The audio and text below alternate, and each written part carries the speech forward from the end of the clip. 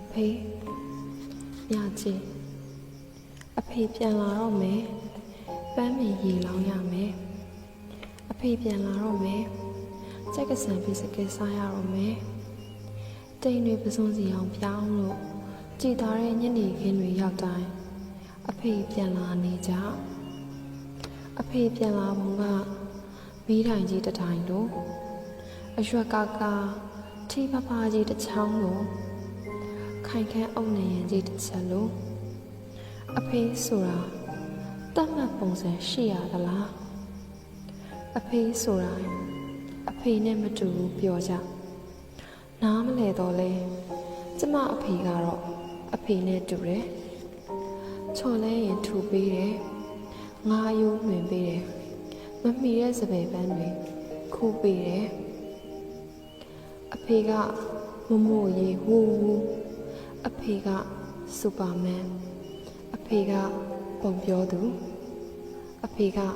ပန်းဆိုင်သူအဖေကမော်စရာသူ့လက်ဘွားတယ်ကျမချီဘွားနှစ်ဖက်ထက်ရက်နိုင်ပြီဆိုပြီးမမ်းမုတ်ခဲဘုံ90ကနှစ်သမီးမဖြစ်စေရဖန်နှန်းဆောင်ကဂတိပါမင်းသမီးမဖြစ်စေရချော်လဲပြန်ထမြေကြီးနဲ့ဘွားတသားရဲကြတဲ့လူမိန်းကလေးသာဖြစ်စေရအဖေကကျမဟာသမီးလိုထီးမဟုတ်ဘူးတားလိုအားမဟုတ်ဘူးညနိုးတန်မိုးထားအပ်သောယရနာတဲ့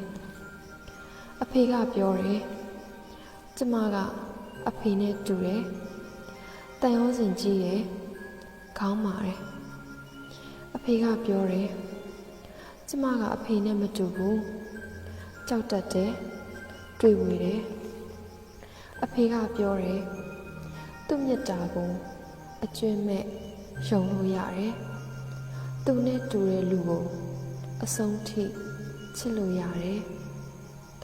အဖေကပြောတယ်ကျမကငိုလဲလှတယ်ရီလဲလှတယ်မကောက်ကျတတ်တဲ့မြေခွေးမလေးတဲ့ကျမလမ်းလျှောက်ပုံကိုချစ်တယ်ကျမချုံလဲကြပုံကိုချစ်တယ်ကျမကုန်းယုံပြန်ထပုံကိုချစ်တယ်ကျမအမာရွတ်တွေကိုပုတ်တက်ပေးပြီးဒါကလမ်းပြမြေပုံလူကြီးလို့ပြောတယ်အဖေကအဖေနဲ့အတူဆုံးအရာကကျမကိုအမြင့်ဆုံးဂုဏ်နဲ့ချစ်တာပဲတဘဝလုံးလုံးတယ်အဖေကကျမနဲ့အဝေးကြီးမှာဆိုလဲအဖေကကျမရဲ့အနီးဆုံးမှာရှိတယ်